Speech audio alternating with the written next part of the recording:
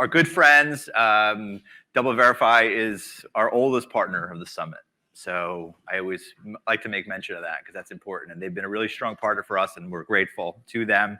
Our good friend Cheryl Main, Yale, Cohen, and Joris are going to come up here and talk a little bit about protecting brand integrity and equity and scale, especially including CTV. So this is the first time we're going to crack CTV on the agenda today in a separate session. So that's important. And Cheryl, come on up. Yale, Joris, come on up.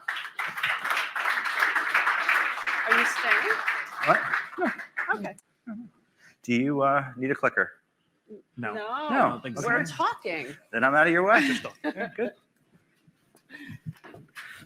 So, before we get going, and it's interesting, Rob called this an arc, and in a manner of speaking it is. And we were going to start with talking about standards that are in place today, and of course, against the backdrop of the different perspectives we just heard, and specifically the expertise of the two gentlemen on the panel.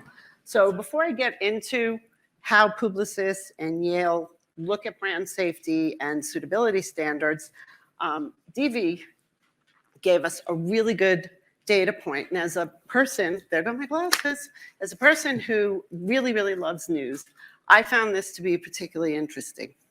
So in a DV study, Publicis' global clients achieved 99% plus brand safety on monetized inventory in trusted news and achieved more than 97% brand suitable rate across all news destinations. So as a newsie, I'm really impressed. And hopefully, Yale, you can address this when you speak about what is Publicis' perspective on brand safety and suitability standards. Talk a little bit about your thoughts on GARM, how you implement standards. It's kind of interesting also after seeing the Publicis study and what happens when you potentially over-implement. How important is it for the advertising ecosystem to establish such frameworks? And how have you helped your clients implement the standards? I know, it's a lot of questions. Go. Thank you. Hi, everyone. Good afternoon. I wanted to first mention that my mustache, 4 days old, is 100% brand safe. So please support Movember. What Publicis believes in, we look at something similar to brand mentality as brand integrity. And that really helps us to inform our standards for brand safety, suitability. How do we come to what we want to optimize against? How do we steer clear of content that we want to remove from the ecosystem? That 97% is a step up for us as we continuously optimize. I think it was 2 years ago, somewhere around 90%. As we continue to use more sophisticated tools from our partners, that makes it easier for us to help advise clients on how to eliminate certain types of keyword blocking, as Rob mentioned, how to use tools to pre-bid, to block, to find the right suitability for our advertisers and get to a place where they feel like trusted news sources are safe and suitable. So that's a huge step forward for us in our approach to brand integrity. How do we use standards like GARM? I always, Adam said it, we have an industry surrounding all the standards in trying to achieve higher and higher. I think we're always trying to push the industry, and through organizations like GARM, through the APB, we always want to make sure that we're continuing to elevate that. There's always new places that we can go there. Some places like CTV are the ones that we want to try to focus ourselves on. So I think it's massively important for us to continue that momentum and make sure that clients and our agencies are aware of that. So you did such an amazing job. You covered the questions plus the next question. So I'm going to go on to the following one, which is scaling implementation. So can you talk a bit about scaling implementation and perhaps in that conversation, explain to us how active the brands themselves are in determining the safety threshold.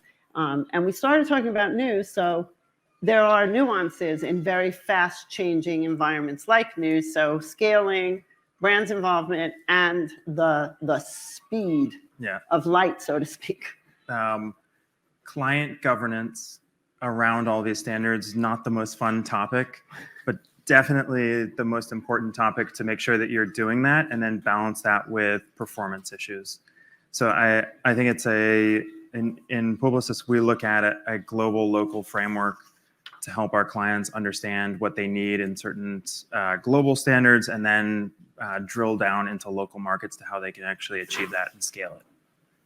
So I'm going to add a question because it's really interesting. And if you could just speak to sort of also the cultural nuances of global, local, and Joris, if you've got anything to add on the latest Global Insight report. I'm going off script, guys, but I just kind of got caught up in that moment. So. Well, I think one of the interesting things is in 2020, we saw that there was a big change in suitability and safety and the adoption of how you apply settings to your buys. And one of the biggest things that we have seen is in the past year, globally, the brand safety incident rates have dropped 4 percentage points. And when you think about that, 4 percentage points on your entire media buy, we're talking about millions and billions of dollars.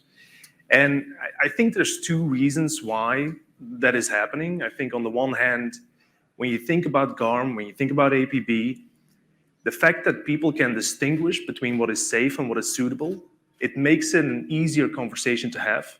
When you talk about suitability, people are more willing to change things. When you think about what happened with COVID and what happened with the social justice protests, people implemented very rapidly settings on their campaigns that were blocking a lot of reach. And unfortunately for the news side, this is where all the eyeballs went. Because we, as a community, as people, we wanted to be informed around those topics. And then brands said, we got to change this. We got to start supporting these initiatives or we got to change our approach. And I think that was interesting because Yale and I were talking before that in the past, people were very reluctant to make changes to settings. Brands, agencies, it was always a debate of, am I doing the right thing? How much am I exposing myself? Is my brand equity at risk? And now people were actively starting to support it. So we took it as an opportunity to speak more with clients and talk about strategy and how it aligns and start changing the settings. And yes, the adoption of the technological controls that we offer has made those rates go down, but the conversations, I think, are driving change even more. And I think that's the great thing about the industry now is that verification became top of mind, but also people are willing to engage in conversations around what is safe, what is suitable, what do I think about COVID, what do I think about social justice, how do I support certain publishers and the content that they bring out. And I think it's a change that was needed, and I'm glad that it's here. And even this year, we are continuing to see that trend continue, the decrease in the amount of incidents, and thus the lost monetization opportunities. Yeah, as we evolved into more like attention metrics, how we see like what is the consumer paying attention to, those conversations around DE&I became even more of a need to have. And I think that helped to make sure that our marketers, our agencies were reacting even quicker to help include some of that inventory, optimize towards it, make sure it was the measurement on it was appropriate. So I think that helped to make sure that marketers actually were a much quicker speed to change some things. So I agree. Talking about it in the industry, having the right tools in place definitely makes the necessary changes. Thank you. That was really good because I surprised you. I'm going to go back to a topic that we did discuss in advance, and that was cross-screen brand safety and suitability. And my question to Yale is, have we gone far enough to bring consistent brand safety and suitability to every channel? And what steps do you think the industry needs to take to promote overall quality, particularly in prominent channels like CTV? And we're not going to have the conversation right now about, is it advertiser-supported CTV? Is it streaming? Is it OTT? Let's call it CTV that has ads in it.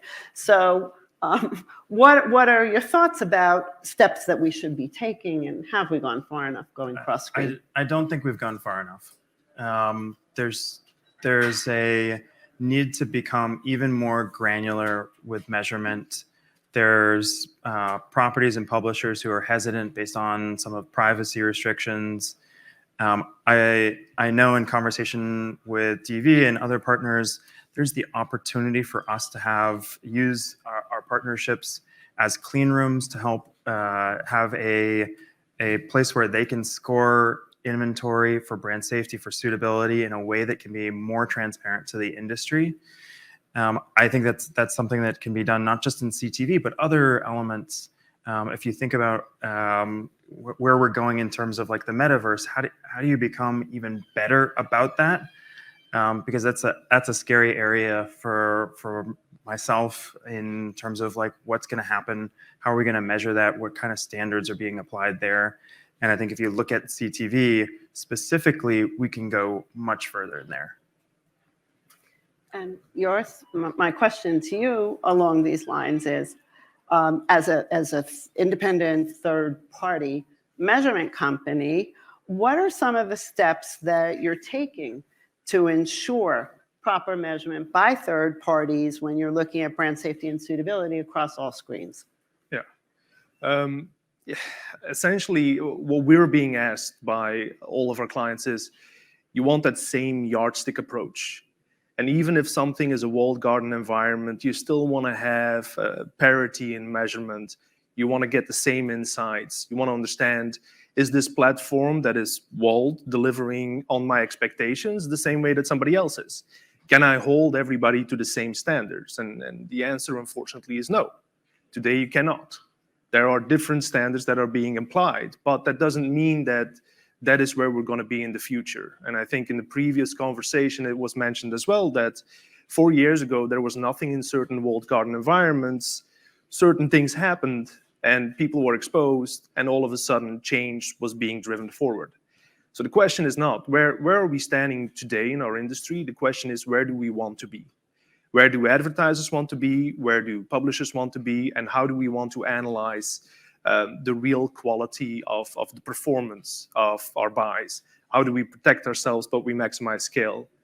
We are seeing a lot more spend going towards social, going towards CTV, and we are finding that these environments are starting to have more conversations with us.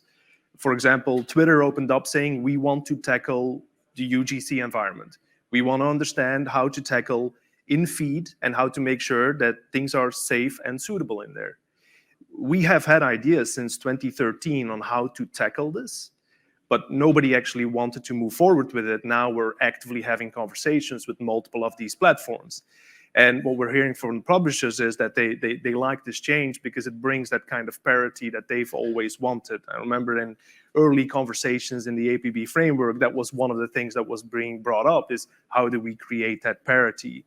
You know, the growth in CTV is large, not just locally, but globally. We're seeing 87% more impressions in these environments happening, even in countries like Germany, where people have always said that the adoption would be slow. Yet, when we're looking at the data, we actually see that there's a lot of spend going there. Outside of brand safety, we're seeing fraud go there as well. So we see that they are trying to get their piece of the pie. And so providing transparency and insight and making sure that people can utilize these solutions has become important. To give you a statistic, the moment we released inclusion lists for CTV environments, for clients to say, I want to control the buys that I have in CTV environments, our top clients were 4 times more likely to implement this. And they were also the highest spenders in those environments. So the control is something that's top of mind. That being said, there are still limitations. You can't go down to the show level yet.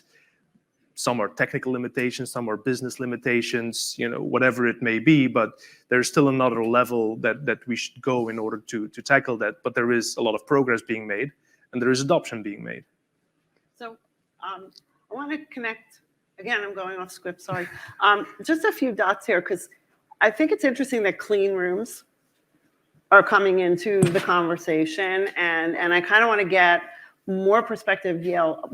How do your clients, how would the brands feel about using clean rooms for this kind of need, and what would be the benefit to them? Do they see the cost benefit and the benefits outweighing what it might take to do it? I think having more data for our clients and agencies to optimize off of.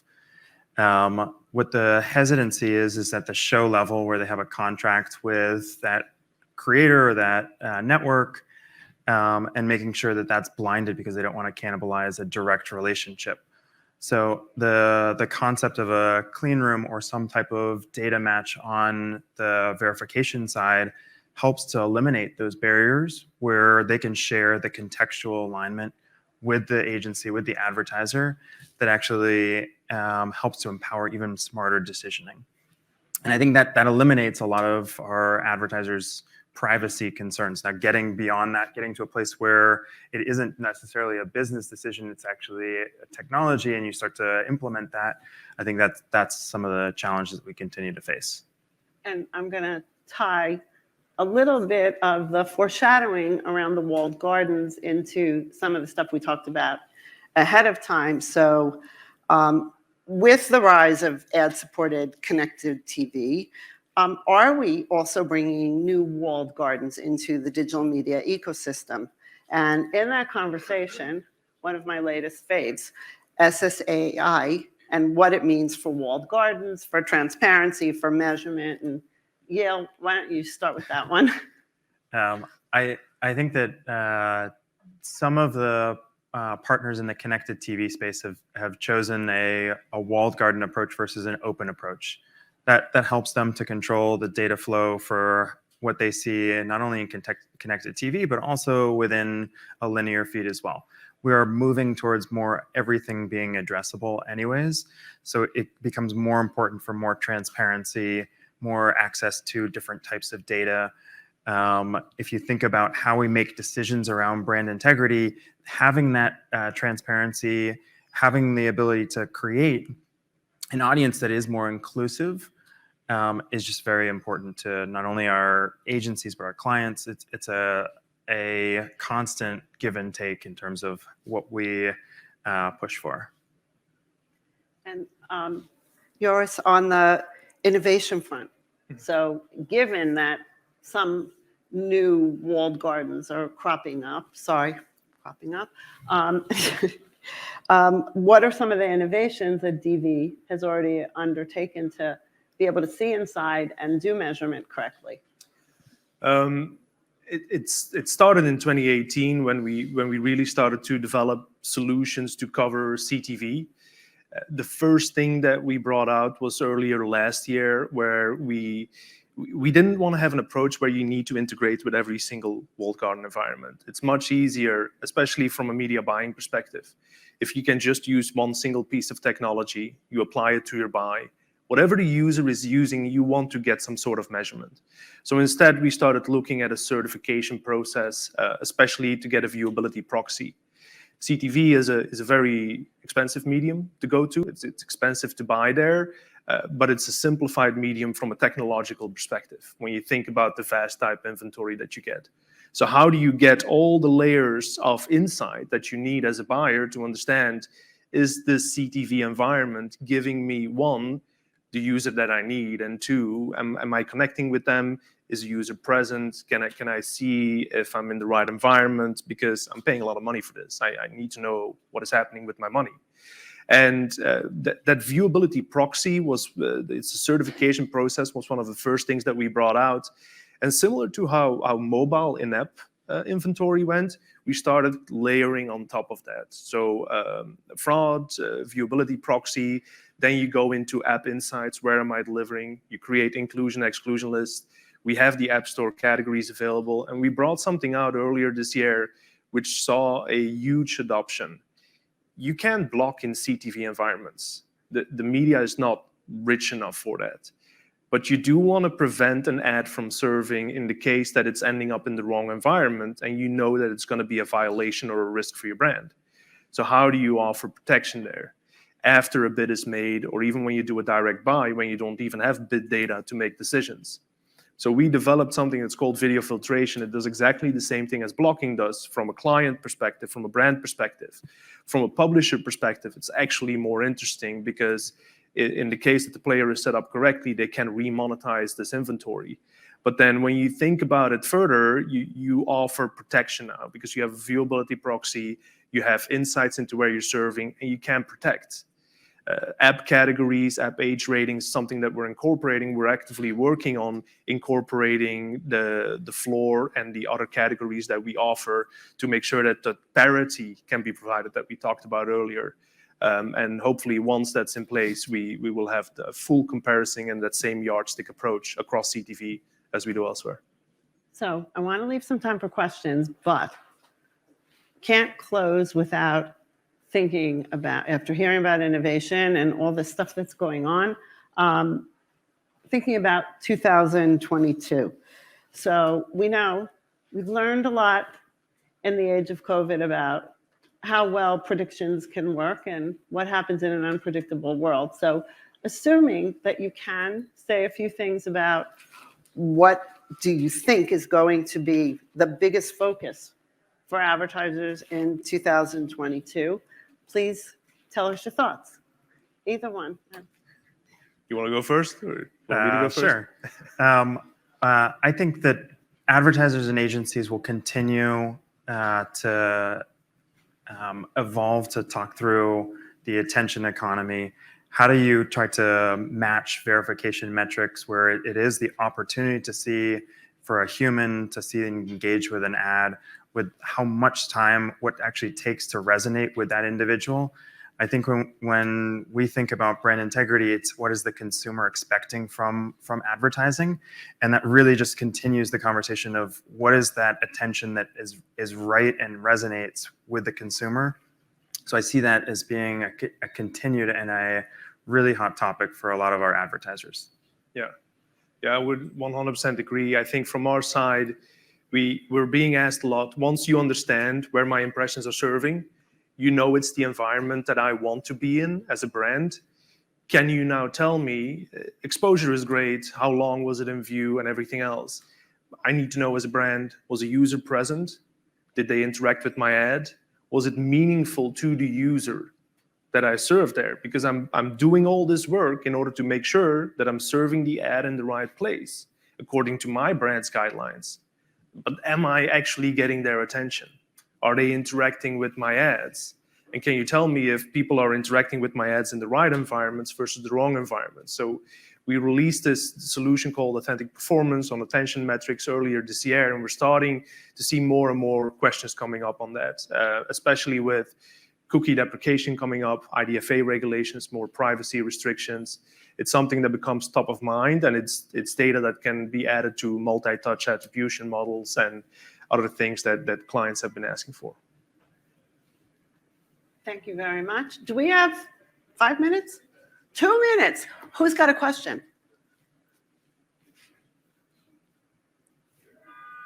Anyone?